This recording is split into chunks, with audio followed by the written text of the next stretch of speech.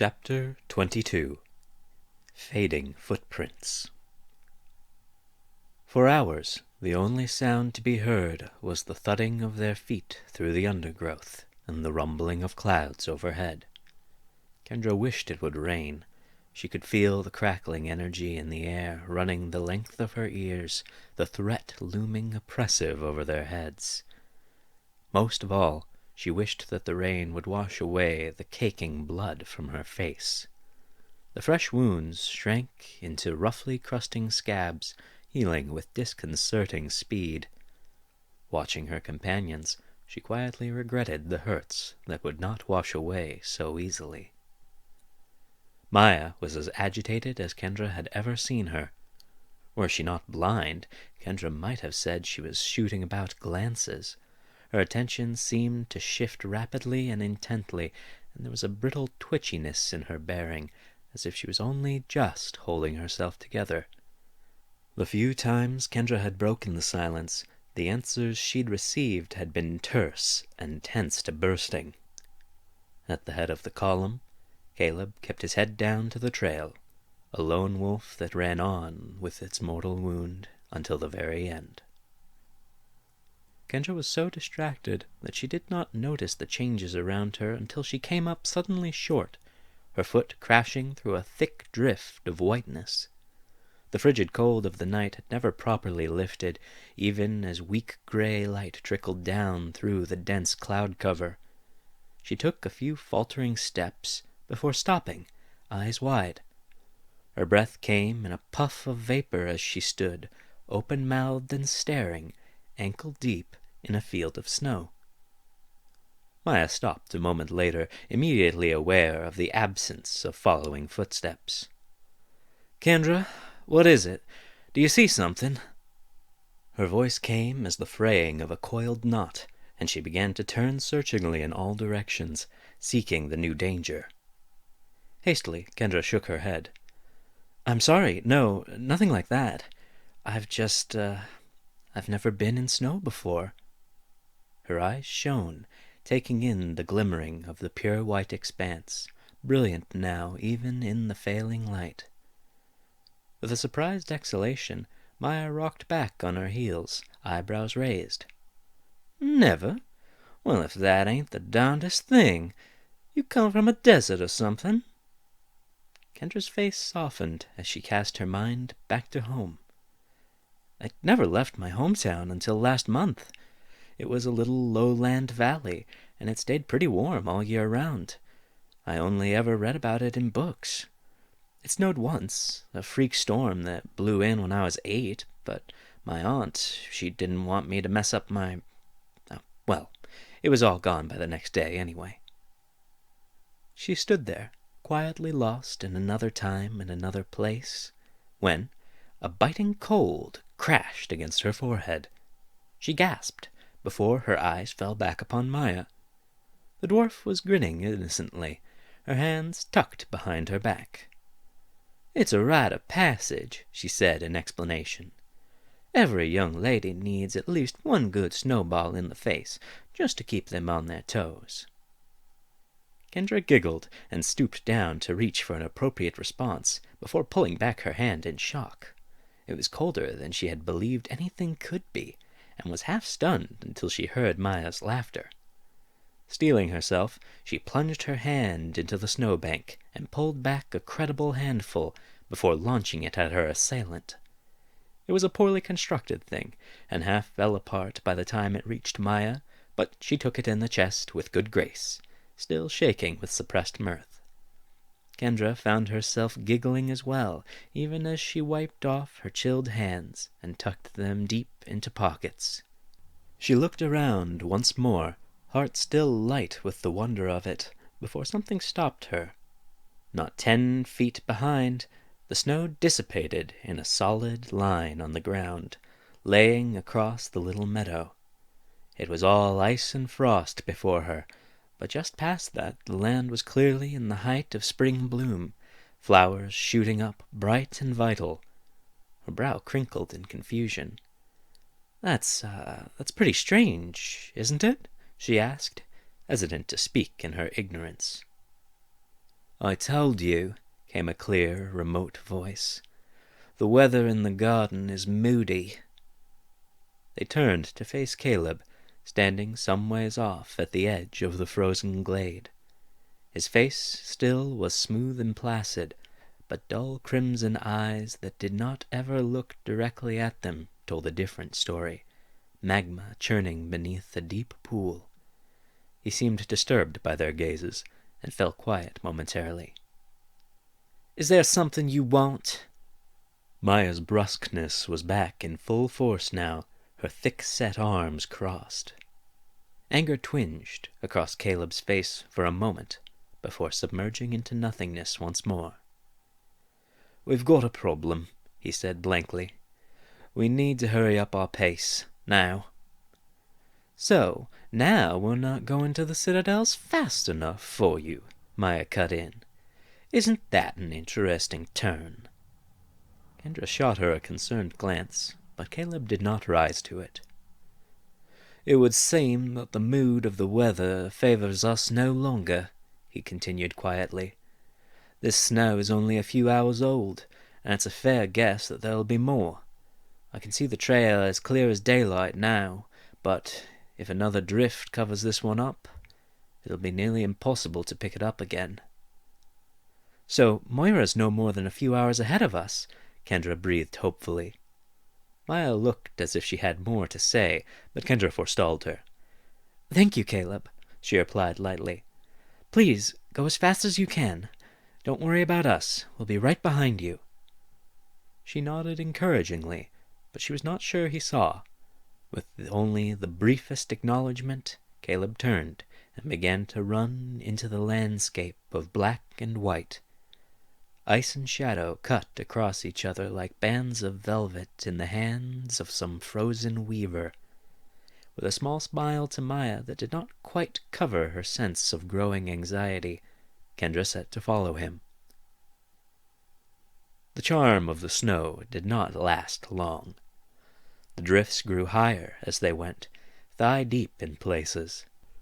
As the white powder fell into her boots, all sensation below the knee dulled, and her legs grew heavy and plodding. Still, she kept up her pace. The tracks Caleb had been following were obvious now, meandering and haphazard. Even to her untried eye, it looked as if Moira had been running out of whatever indomitable reserve of frenzied energy had kept her going through the long flight. As she turned round each embankment of white, each copse of trees, the phantom vision of the proud woman, collapsed face down amid the drifts, haunted Kendra. It came to her every time her steps flagged, set her to stumbling on once more, even as her own strength diminished, and a sense of desperation began to set in around her hunched shoulders. And always, always, the storm rumbled overhead. Much of the day had passed in that way when, abruptly, Caleb halted his march. The snow cover on the ground was patchy and thin here, protected beneath the thick, sprawling limbs of an ancient grove.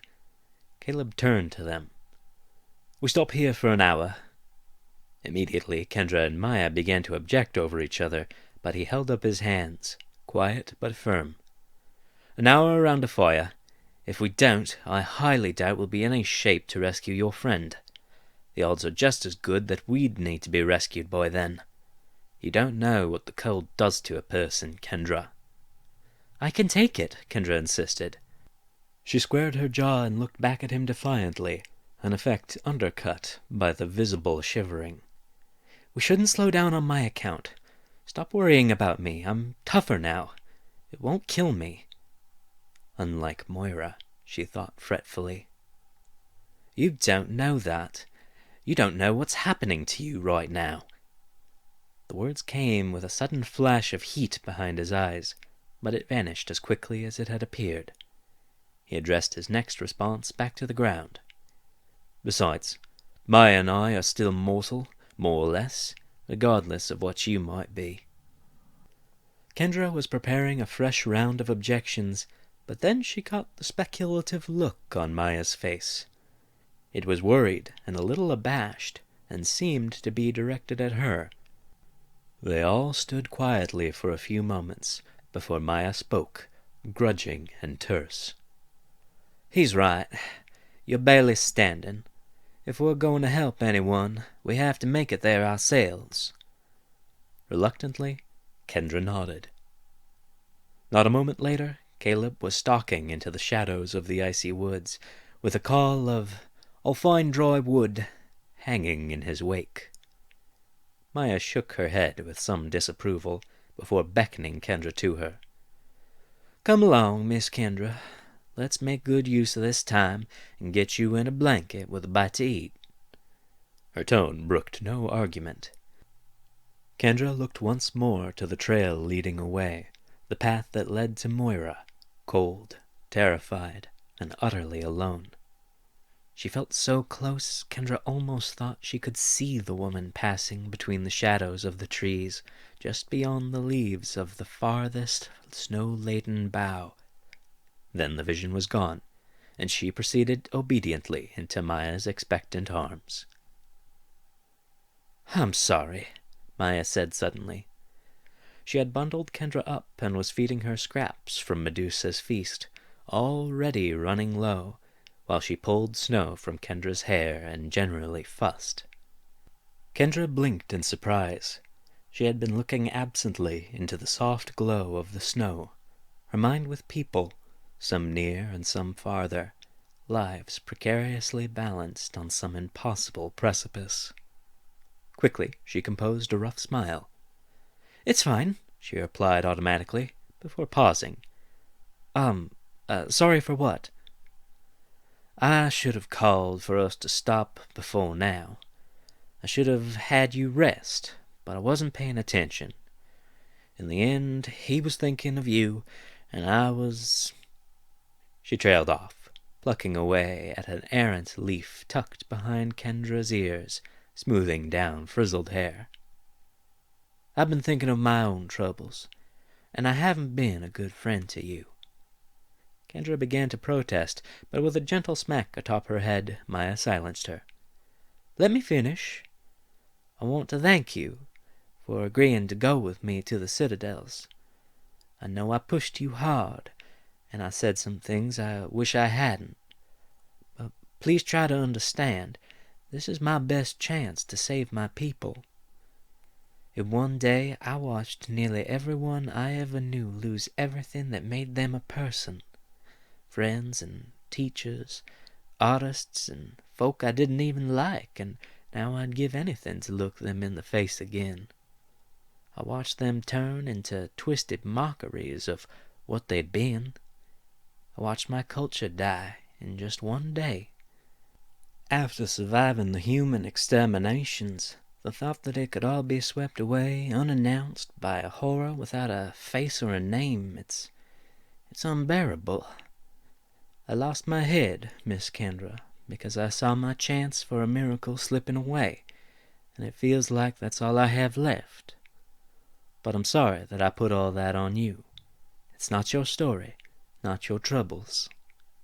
She stopped short as Kendra firmly took her hand. "Maya," Kendra said seriously, "I'm not going to just abandon you. You've been with me through a lot now, and I want to think of you as a friend, even if maybe I'm not entirely sure what that means." In spite of the cold, she flushed, but pressed on. "I was a little unsure for a while, but I get it now. I know why you have to do this, and I've got your back." She gave a comforting smile, a small and practiced thing that neither over-twisted the lips nor pulled tight the skin of her cheeks.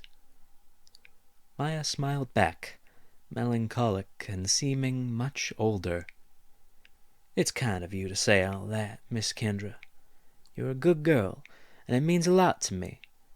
I won't refuse your help, not now. But still, it weighs on my mind. If I'm seeing to my own affairs, and you're worrying over me too, then who's looking after you?" The words caught her sharply, and she covered for the pang of startled humiliation with a laugh.